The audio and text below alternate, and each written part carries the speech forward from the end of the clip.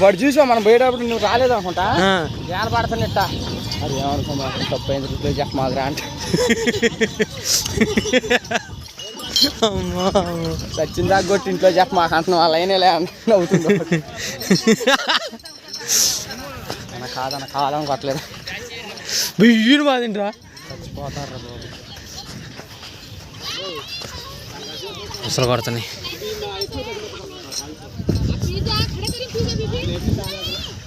బళ్ళు చూడట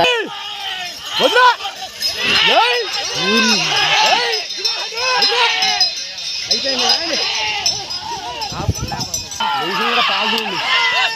అయిపోయింది అయిపోయింది